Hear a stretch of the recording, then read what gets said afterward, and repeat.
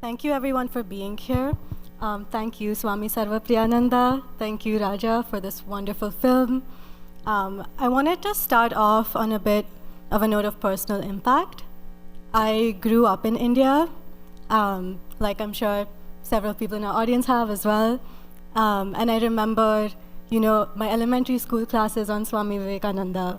And I remember, learning about him as part of the anti-colonial movement, on Indian nationalism, his representation of India abroad as an orator. So I remember wearing, a turban that was too big for my head and saying, "Arise, awake." I'm sure Samrat did it much better in the film. But the film was interesting to me because of the global impact, that you cover and his impact on American society. And so I wanted to ask you, Raja, what inspired you to make the film, tell this chapter of his story, talk about him as, America's first guru. Good evening. It's lovely to be here. And thank you, Diya. And thank you, Rachel, for that great introduction. And thank you, Mukesh. I think that I'm Bengali, first of all. All three of us. So we kind of live and breathe Swamiji, But I didn't grow up in India. I grew up in Africa, in Nigeria and Sierra Leone. And we had a little puja ghar in our house, a little prayer room. And Radhakrishna was in the middle with Ma Kali and Ma Sharada Devi, and then Swami Vivekananda on the side.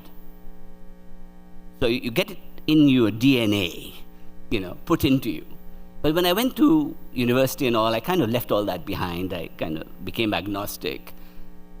But when I came to New York in 1998, I kind of got drawn back to the teachings, and I went and met a wonderful Swami called Swami Sarvapriyananda. No, it wasn't you. It was called Swami Adishwarananda. And Swami Adishwarananda was on the Upper East Side in the 90s. And I started going to classes on Tuesdays and Fridays with him. And I was already doing media and digital media. And then I looked around, and nobody knew the story of Swami Vivekananda in America. Nobody. Only Indians. And even Indians only knew Arise, Awake, and Sisters and Brothers of America. Case in point. In fact, most Indians thought that he came, gave the speech, and went back. But he stayed here for 6 years almost. And he built a society. He took know-how back. He empowered women. He worked in diversity. So when I started looking at this story, I pitched it 10 years ago, no money, to PBS. Then I came back. I went to India for a while. I came back 3 years ago. And I said, I have to make it now. So I went to PBS, WTTW Chicago, and they agreed to present it. And that was the beginning. We raised the money. And so thank you to Sunita for letting me come back to India, to America. Thank you. And for introducing us to this event. Thank you. And that's how it started. And it was really a lifelong act, because my father went to Scottish Church College. So we were connected. Our house in Calcutta was literally 5 blocks from Swamiji's house. So for me, it was a natural thing to do. Thank you. Thank you for asking. Wonderful story. I think, interestingly, we noted that all three of us were from Bengal initially. Like Raja, I grew up honorary Gujarati. I grew up in the American Midwest, though. So what a wonderful experience. I do want to suggest that everyone see the movie and be thankful to PBS for what they've done, and they're streaming it now.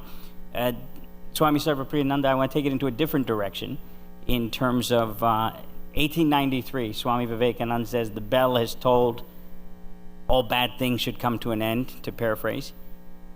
The world is a mess. It's never been quite this bad, I'd say, right? When you have religious leaders all over the world talking about the heathens, and still going, is there still a place to arise awake? Can humans arise awake? And is there still an ability to say that all religions should not only be tolerated, but appreciated as true? Well, thank you for that question. I think it's really a question of how relevant Vivekananda's message is today. And in a certain sense, unfortunately, it's more relevant than ever. And especially here, we're sitting in New York. This is 9/11 means something. I mean, I wasn't there when it happened here, but everybody who was there at that time, they remember that day, 9/11, who was here in New York on that day. So Swami Vivekananda's speech was also 9/11. I think one 9/11 in the past holds the solution to this 9/11. That's the relevance. Religion, in Vivekananda's words, has often been, very unfortunately, the source of violence, division, hatred, kind of amplifying our tribal instincts in the worst possible way. But religion also has the solution. And that's the solution which Vivekananda and Sri Ramakrishna they stood for, that there is a common, highest common message in all of these religions, which needs to be stressed, so that we can all live in harmony. Not a harmony of disbelief in everything. I don't believe in anything, so it's fine whatever you do. That's one kind of harmony. Or the harmony of uniformity. I dream of converting everyone to my faith, which will never happen. But a harmony of difference. And that's what Vivekananda talked about. May it be true. I think that for Swami Vivekananda, one of the reasons why I loved making this film was that if you read him today, the language is so modern and so contemporary. There's no thou and Victorian speak or anything like that in it. So one could go to any essay or speech by Swami Vivekananda and imagine that you're talking about today. And I think that's the beauty of Swami Vivekananda. And we try to show that in the film. That's why we put him in New York today rather than back then. And I think the other thing we found was that the things he was talking about, we haven't really progressed that far. Pluralism, forget universalism. That's too high an ideal. Even just pluralism, accept it. He says, I don't want us to tolerate. I want us to have universal acceptance. That means that you and I are divine, and we all have the same divine spark. I think that message, and then diversity, women, the way he worked with all that was amazing. Those are amazing points. Yeah, I mean, on that note, I think part of what made it, what made his work appealing and why it was taught in schools to youth is that the simplicity of that language and that message, with the depth that it conveys. And on the topic of inclusion, I did notice a couple times in the film, his 3 angels in America were all women. He had a very consciously sort of inclusive attitude towards women. And I was curious to know your thoughts also, Swamiji. What do you think it was about his philosophy and Vedanta that appeals to women? You have caught on to something very important in his philosophy. Vedanta sees the same divinity in all beings. But this, the stress on inclusion, women, people of all castes in India, all races here in America, this was uniquely Swami Vivekananda's message, building on his Vedantic base. In India, he went back and said that the 2 great national sins of India were the neglect of the women and the oppression of the masses. And this is part of his message. Notice, often people say he said brothers and sisters of America. Actually, he didn't. He said sisters and brothers of America. And that was... and he did that deliberately throughout his life. One of the big issues in those days in India, when he went back to India, was whether widows should be allowed to remarry or not. And there was this orthodox section of society which said, no, it's a sin. And there was this reformist section, he said, yes, they should be allowed to remarry. And when they asked him, and this was unique about Vivekananda, what do you think, where do you stand on the widow remarriage issue? He said, am I a widow? Why are you asking me? People were taken aback. Either you are for it or against it. And then he gives an answer which is startling, which didn't seem obvious at that time. He says, no, what I want is girls should be given the same education and the freedom as the boys, and they should decide. So that's amazing. That's something, all the solutions were coming from men. Some men were saying that they shouldn't be allowed to remarry. Some men were saying they should be allowed to remarry. Nobody asked the women. If you did ask the woman would have said, first of all, I'll decide. Right? So this is what Vivekananda saw, both here and there. Here also, he acknowledged his tremendous debt to women in America. women in general, you would have noticed those women we talked about in the film, they were, Vivekananda notes that the men are busy earning dollars. And it's the women who uphold culture. They read, they support art, they support religion. So it was not really all that surprising. There was many of them who came to listen to him had already read about Hinduism, about philosophy. But they took to this very fresh presentation of religion and philosophy which Vivekananda represented. One thing that we see in the story, and when you watch the film you'll see this, is that women played a vital role in building the infrastructure here in America. That's why we talk about the three angels, but there were many, many more. And the same thing happened when they went to India. Was Sister Nivedita helped build the schools and empowered women, and she was as much of a political activist as Annie Besant was later, and people don't even know this story about Sister Nivedita. So there was this tremendous, what he said was that women of America, the reason we should educate women in India is that the women of America run civic society. And without educating women, you cannot run civic society, And today, that's the biggest dilemma we face, is how do we run civic society? How do we teach people to tolerate each other, accept each other? How do we do that?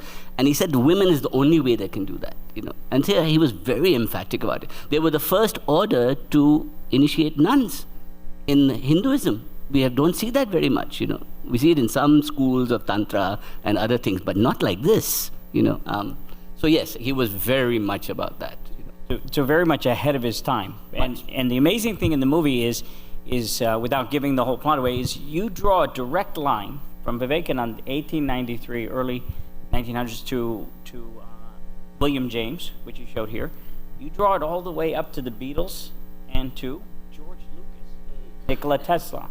Could you comment on that in terms of the impact that you see? I mean, very much, again, his message still resonates to us all, but it's amazing how you draw that line direct to these other influencers in society today. That what we see, and you and I both know Jeffrey Long has talked about this, and maybe you can refer to that a little bit, but I think that what we see is a ripple. So what happens between 1893 and 1899 creates a ripple.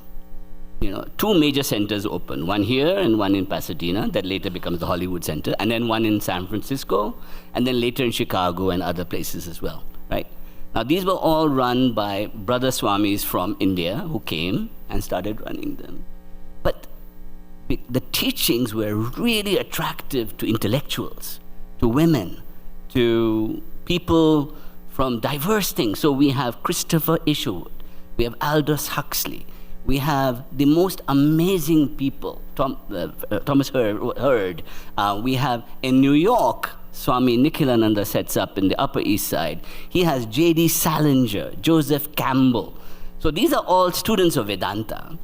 Now, every one of them takes Vedanta and ripples it into the society, right? Then George Lucas reads Hero with 1,000 Voices, and boom, we have the whole thing. So whatever happened in 1893 was the first time a stone was thrown in the water in that way. And you said that in your talk when you talked about it. How do you feel about that? That's true. Vivekananda did two things. One here in the West, which the film talks about, and also which the film touches upon, what he did back in India. The first thing he did was he built a bridge between the East and the West, across which traveled India's accumulated spiritual heritage of maybe 5,000 years of development of spirituality in India. And from Vivekananda was the pioneer. But after Vivekananda, the last 100 plus years, any number of yogis and swamis and philosophers, they have traveled and transferred that knowledge on the bridge that Vivekananda built. So that was one thing. And that had a tremendous effect on the culture also, a silent effect, like he said. It takes a little bit of analysis to discover it, Phil Goldberg in his book, American Veda, has a chapter The Swamis taught the smart guys, and the smart guys taught the rest of us. And he refers to Is that still your strategy? Always for him. Raja actually talks about them. Christopher Isherwood, Aldous Huxley, Gerald Hurd, J.D. Salinger, right here in New York, Joseph Campbell, and then its effects on popular culture. And of course, on the other side of the world, in India, he awakened his motherland to a sense of nationhood and pride, which would then flow into the freedom movement and eventual freedom from the British. By the way, on that, just a note, I haven't told Raja, but in 1989, I wrote George Lucas because after the cremation scene of Return of the Jedi, I realized the entire Force was based on Hinduism. And I actually got a letter back. Yes. Saying it was based on all religions, but thank you for your interest in my films. In fact, covering his bases. There you go. He was covering his bases. He was covering his bases. Yes, from what I've heard, he was influenced by Joseph Campbell, Yes. who was actually a disciple of Swami Nikhilanandaji. Raja, you're a Jedi. Lightsaber. Yes. and that's true. I think that this goes back to something else you and I have talked about, which is that we really underestimate the ripple that occurred. You know, it is estimated that somewhere between 35 and 55 million people do yoga now every day, right? That means that we are the third largest denomination after Catholics and Protestants. That's pretty large, right? That's pretty large, right? and I think that, you know, when everybody in the culture uses namaste and karma and like it's Chai tea. you know, thank you, thank you, Starbucks needs to pay a royalty, like, but I think that, it's so amusing to see it, I have a couple of funny yoga stories. Yeah, please. I was asked to give a talk on Hinduism in a school in Los Angeles. And when I mentioned yoga, a little boy stood up and said, "Oh, you have yoga in India too?" And the second one is when Professor Jeffrey Long, he came to give a talk in the Vedanta Society. He wanted to speak about the influence of Vedanta on George Lucas and Star Wars. So we titled the talk the Yoga of Yoda. Yo. The Yoga of Yoda. So it's interesting because that brings up an interesting point that we've dealt with at the South Asian Institute, reclaiming what was ours, right? So much of what is out there is not even associated with being originally from South Asia and the subcontinent. So on that note, even before we turn it over to the audience for questions, Raja, one question you and I have discussed often is, this is just the start of what needs to happen, the awakening. One of the reasons that I tell you that we went with this and ran with it is because of Raja, because we said, you know what, here's a guy who can take this message. And my hope is there are 20 more people in the audience. Now, one thing we talked about is scores of stories need to be told about the subcontinent, going back 1,000 years. Give me 5 stories you'd like told, and any advice for some budding filmmakers in the audience. And then, Swamiji, I'd like to also turn it back to you and say, anyone out there that's interested in pursuing more education about Vedanta, how do they take that forward? Just to add to the questions for you, Yeah, no, Raja. it's getting complex. What I have to juggle now. I'm really curious about your casting. How choosing a Vivekananda is a big, he was a big natural. task. How did you cast Samrat? I'm curious to know. What was the first question? No, I'm joking. I've got it. Okay. We love the diaspora story, don't we? We love it. Okay, some say 2.5 million, some say 4.5 million Indian Americans, dominating Silicon Valley, dominating doctors. You all dominate. Look at you. Dominating pharmaceuticals, dominating everything, Wall Street, hedge funds. Where are we not? Hotels, 67% of hotels in America. 7%. Patels. Amazing. Any Patels in the house, right? So I think that for I hate to say this model minority thing, but we are, pretty much a model minority. But the thing about us is that we do, I always say this, that the first generation clings to the culture too much, very conservative. The second generation kind of becomes ashamed of having an Indian identity, so they're worried about it, they're bullied about it, and and then the third generation, today, my daughter, India is cool. It's cool to be Indian now. Curry is cool, no more curry breath jokes. You can take curry to school, it's all right. They have curry at the school. So Raja, I'm going to bring you back. Give me some names. Give me some characters. Give me some people. Okay, so my first character I would love to make a film on is Haridas Choudhury, who changed American psychology by opening the California Institute of Integral Studies he started in 51, and by 71, it had become a university.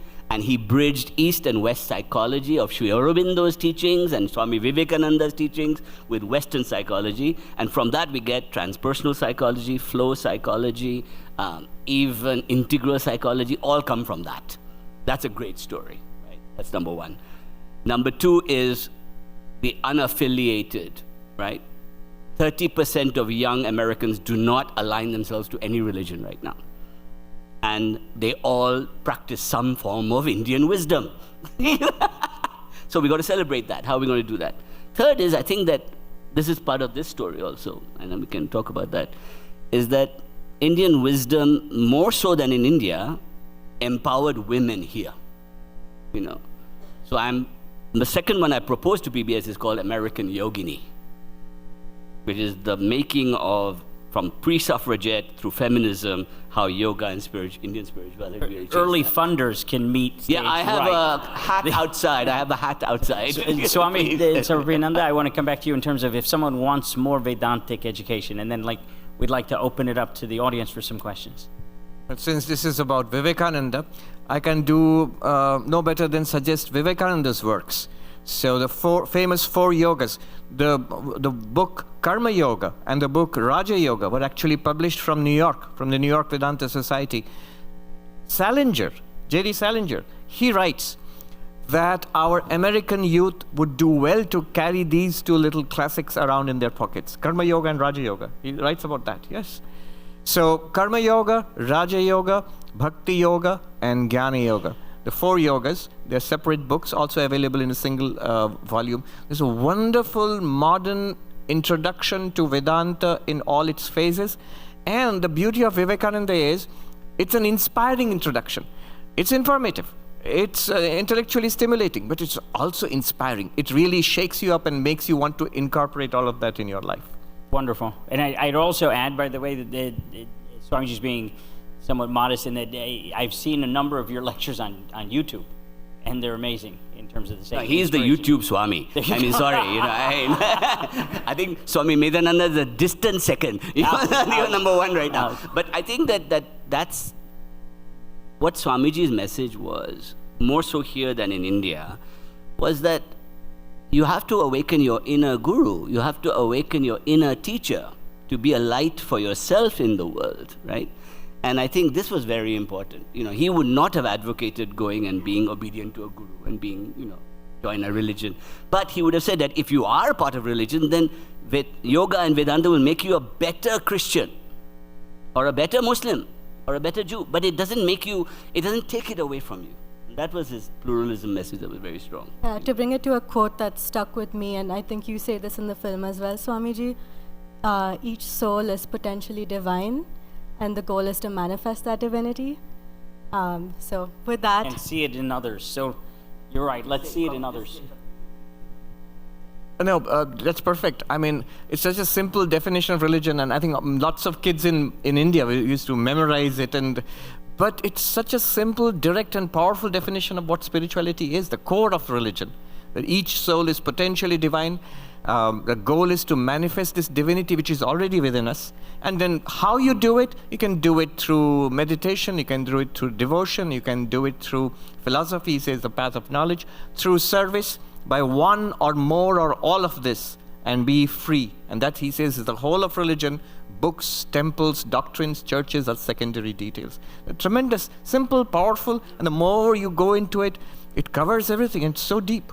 Wonderful. Absolutely. And with the house lights up, we'd like to invite you to awake or rise, ask your questions.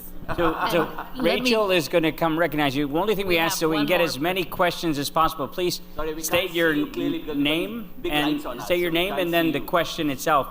And we'll have our experts weigh in. Okay. I guess am I audible? Yes, All right, perfect. so my name is... Oh, right here. Oh. You really? I can't see a thing.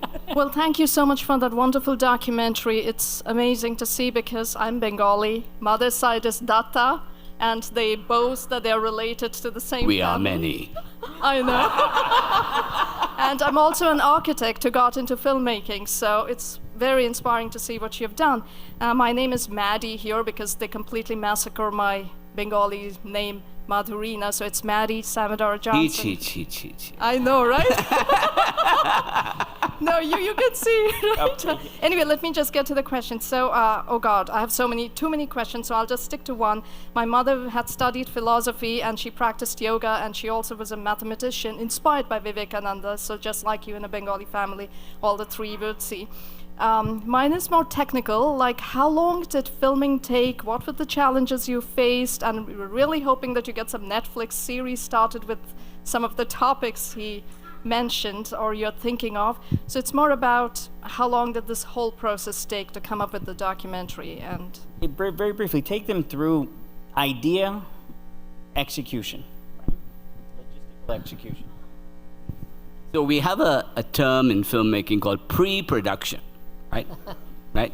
Pre-production means everything from raising money to writing scripts to research, all that stuff, right? So it took 9 years of pre-production to make this film. 9 years of pre-production. Because I couldn't raise the money. That's longer than it took Vivekananda to get here. I had hair. You had hair at the start. I had hair when I started. But the thing was that once we were able to get the momentum ready and we had distribution, we raised some money, we had the script idea, we knew who we wanted to talk to, we had arranged everything, then it was a year. We did it all in a year. Filming, editing, the whole thing, you know. And we had great guests like Swami Sarvapriyananda, we had Samrat Chakravarti, who is also Bengali, by the way. And Samrat is, you know, my challenge to Samrat was that can you channel these words so that anybody watching it could be really moved and inspired? That was the challenge. And you can't tell, but I'm directing him like 4 feet away from him while he's making these speeches, right? I'm right next to him, right? Directing him. Okay, now look up, now do this. And he's doing it, you know, amazing. And I think that from a production point of view, the love and passion in a film is always in the pre-production. And then you have the belief to see it through, right? Then once you've seen it through, you have to get it out there. So now the estimates are that 200,000-300,000 people have seen it on PBS already, right? So that's great. And that's again, just to put it in perspective, in what time frame? Because that's 1 month. That's the impressive 1 part. month. 1 month. 200,000 in 1 month. And it's streaming, it's on PBS, it's on the World Channel.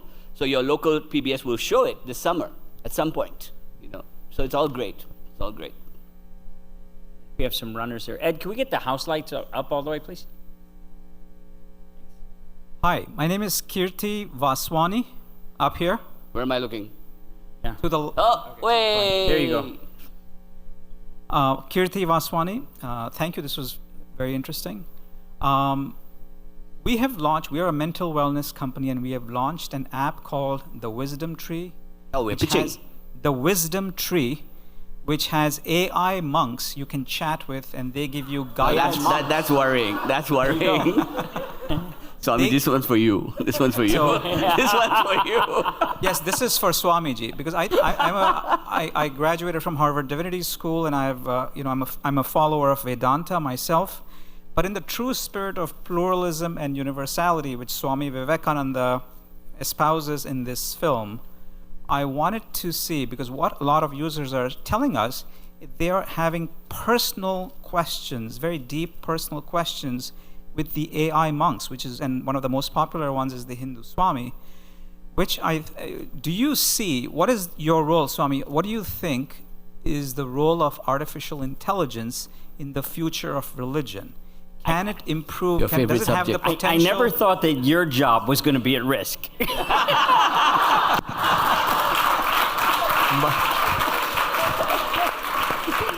And with all due humility, it is to increase access 24/7 in the middle of the night when you have a worrying True. thought. Yeah. Thank you. Actually, I got a demonstration of that. There was this team in UT Austin, a computer science department postgraduate team, which made a Sarvapriyananda AI. And they demonstrated it to me and said, you can ask any question. And when I asked Vedanta questions to that AI, it gave beautiful answers and also pointed out to me, they had fed it 1,000 hours of my talks. So it pointed out to me where exactly I had said that. And then it has a wider access to the whole of the net. So it supplements it with lots of other sources, and it gives better answers than I could ever do. And it's consistent. He may need a hotel job, Raja. I know. So, yes, something like AI will open up 24-hour access to this information. And it'll be intelligent retrieval, and people can ask targeted questions and get relevant answers, informed answers. So that's great. I'm all for it. Where does that leave me? With lots of extra time, I hope. But you know, especially for something like this, for example, Vedanta. There is something that's transmitted from a live teacher, may not be so easy over YouTube, but in person, you know, and it's not just Vedanta. It could be something very subtle like philosophy, or even almost just about any subject at the cutting edge. It's something about a live person, maybe the non-verbal cues which you get. I remember this professor at Harvard. He teaches Wittgenstein. He's the senior most professor there, and he is hardly on his the web page which they use for grades and assignments. He always says to the class, come to class, sit here, listen to me, look at me, then you'll get it. So that's, I think, one corner, one niche, which I hope still to occupy for a while. Right. But yes, it's useful. You know, I think it was Sri Ramakrishna who said this, maybe correct me, but that of every 100 people that even think about this, one may come to seek a little bit more. Of them, of 100 of those, maybe one will pursue it even further. And if one of them begins to pursue it deeper and goes to classes and does meditation, then we are blessed, because that one person is coming, right? So I think that mental wellness apart, because we've looked at this also, and this is the biggest issue, is that you can use these little hacks and wisdoms for mental wellness, but if you want to pursue the mystical life, the spiritual life, then that's a journey. No AI can have an app tool. Yeah, I love it. I have this, I'm sorry, I'm bifurcating, but I was reading the Bhagavad Gita by Sri Aurobindo. Is now an app, right? And not only that, it does comparative things of different things you can read on each verse and how to explain it and all. And I was reading it and I loved it, you know, and it tells you how to say it. You know. That's a movie I'd like to see, by the way. Yeah. Sri Aurobindo. That's the one. Complex That's what this personality. Haridas Choudhury is going to be about. Complex We're calling it the personality. gate. The gate. You said the bridge, and he made the gate. He made the gate. So, Raja, my name is Namita Luthra. I'm here. Where am I looking? I'm Okay. Here. I'm here. Hello. So I'd love to chat with you about American suffragists later. Yes, this Yeah. is a big area of research for me right now. Yeah, so my question for you all is, can women ascend to the level of Swami? And They already do. They do. They already They're do. called pravrajikas. Okay, I would love to know Yeah, more yeah. about that. Okay, great. In fact, the first female Swami was Marie Louise here in America. First one. Swami Vivekananda initiated her, right? Swami Abhayananda. Abhayananda.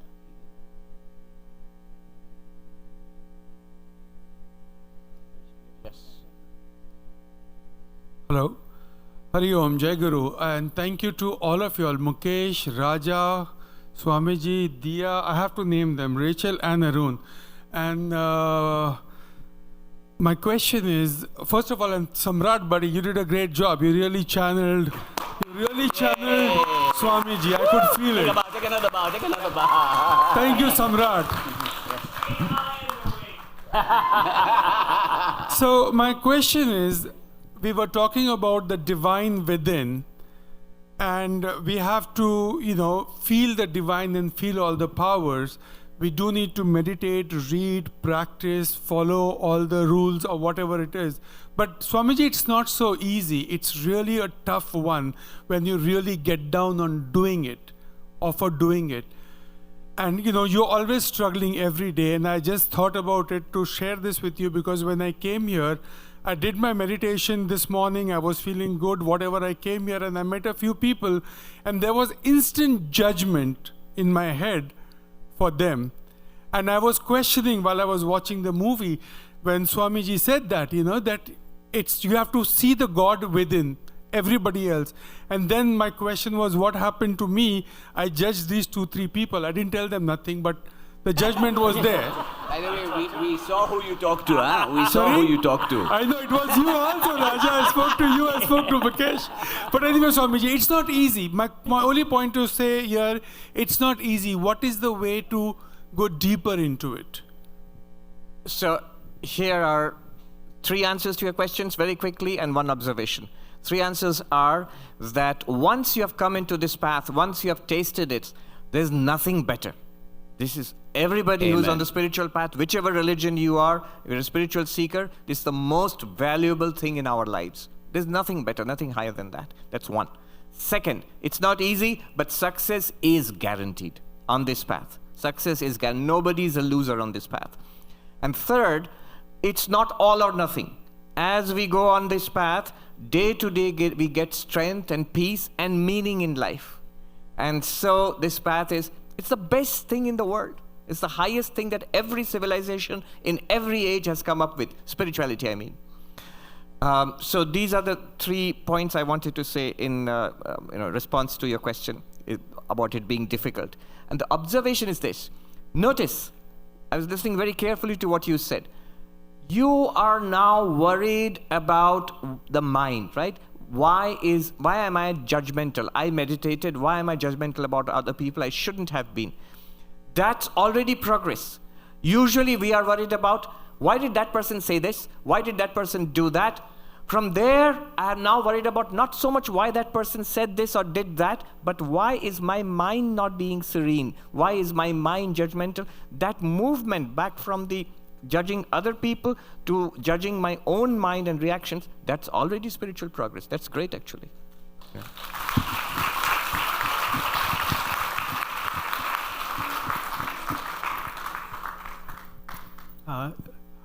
Hari Om Swamiji and everyone on the panel. Hello. My name is Neil. I'm a teacher. I teach history, comparative religion, and Gujarati at a school here in New York. Combination. And my question is really about young people. What would Swamiji's vision be for sharing Vedanta with young people, thinking both of people who might have some Indian or Hindu heritage and be coming at it from that background, as well as people without that background? What is the role of Vedanta in society that way? So before we go there, what is the age you teach currently? I personally teach high school. High school. Certainly.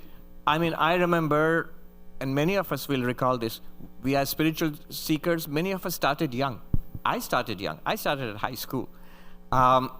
So there will be kids who will be very interested and will take it up. Vivekananda's answer to this was very direct. He said, teach it to children, for they can understand. But remember, when you teach it to children, we don't have to preach.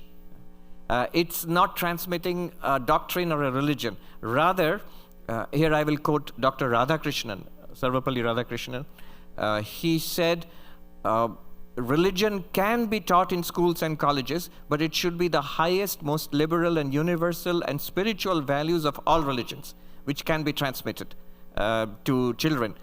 And Vivekananda was very clear. He says even young children can understand it. He in fact says they can understand it, probably emphasizing in many ways they are less complicated than us, more direct than us, and these ideas are subtle but very simple, and they can be caught on by children. It's a great idea to transmit this to children. You know, I thought was amazing, though, is in one of Swami Vivekananda's speeches, he talks about not pulling kids from the football field, not pulling kids from the sports fields to mandatory teach them, but teach them to be the best at what they do in sports, and they will naturally find their way back to Vedanta, which I thought was an amazing point. He emphasized the importance of physical health. He emphasized the importance of being part of like an organization. He said the importance of both obedience and freedom at the same time. Yeah, also, I mean, there's many ways to manifest the divinity in one's soul. Work, worship, psychic control. I think he talks about, and I really appreciated that as a young person, where you're often told there's only one way to do something, one job you can do, and having that diversity of ways to reach fulfillment was personally meaningful. I think that what we found, we showed this at Princeton, and young people also saw it, is that On them. I know, but I think that what Vivekananda Swami gave was a spectrum. So, I mean, one of the things he did say when he went back to India, and it's been misquoted by many people, is that he would rather that, he talked about vigor, that we have to be strong. And he said that, I would rather you played football than learn the Bhagavad Gita, right? That was his famous quote he gave, right? And what he meant there was that, or feed someone rather than teach them Vedanta, right? Now, what does that mean? That means that you cannot have a spiritual life unless you have a foundation of strength, of technique, and one of the things about yoga is technique, right? One of the biggest things in any practice, in Ramakrishna process as well, is japa, meditation, just repeating a sound, right? Teaching children love that. They just love to repeat. They love to do things, yoga. They love to do it. So I think there are many ways to bring it as a fun way of working without calling it religion, right? It's about life, and living fully. Rachel, do we have time for one more? All right. Hi. Thank you. Thank you for this, Hey. Samrat. Thank you. Great job. That's my friend. You brought your posse. Yeah, you brought there you your go. posse with you. My name is Rohan. I went to Ramakrishna Mission Navandapur, and I actually stayed in Abhidananda Bhavan, so I studied under the Ramakrishna Mission teachings and Vivekananda. And the first thing I want to say about AI is that if access to information would have made us smarter, the internet would have brought about a golden age of wisdom, but it did the opposite. So we have to be very careful of this, and we also have to be careful of the people who are preaching what AI can do for us. My question is around that. My question is around attention, and it is for you, Swamiji. I think we talk a lot about freedom of speech, and that has taken over the conversation, but I think the fight that we are fighting for the young generation is the freedom of attention. And how do we claim back attention from these devices and bring people back, bring generally the younger people back to pay attention to wisdom rather than what 5 companies are telling them to pay attention to? It's a really, really important question. I think the most precious thing that we have is our attention. What we are thinking about and how much attention we are paying to it. I think it was Milton who said, the mind in its own place can make a heaven of hell and a hell of heaven. And another important, some well-known psychologist, maybe Mihai Csikszentmihalyi, he says the quality of our life depends on what we attend to and how much we attend to that. And right now, as you said, there is a fight going on at a very subtle level. The fight, what's called the attention economy.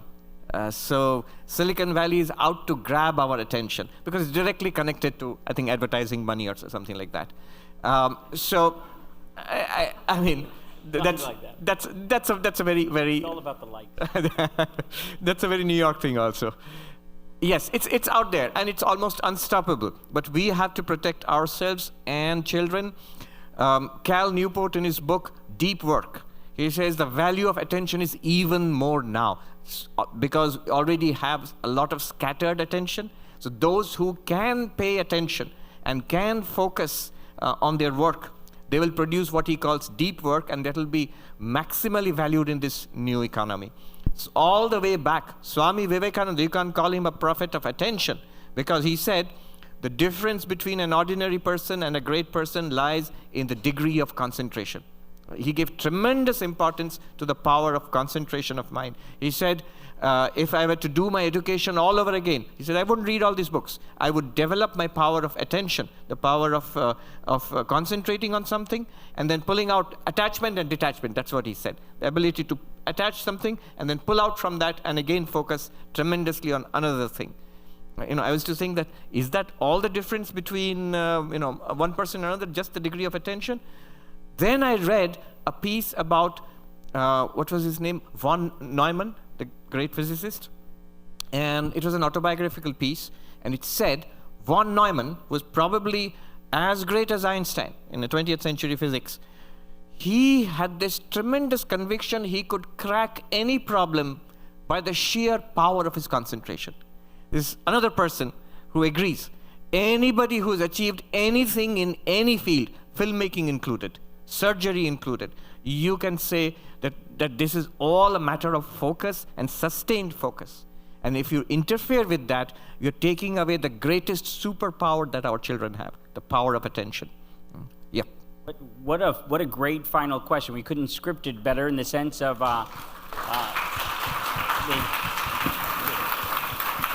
fact that you're all here tonight in person on a Monday night. The fact that we sold out, and I think we could have sold out an auditorium twice the size. The fact that people are coming to watch. I mean, I think it's please come to more of our functions. We've got more planned that you might even hear about tonight.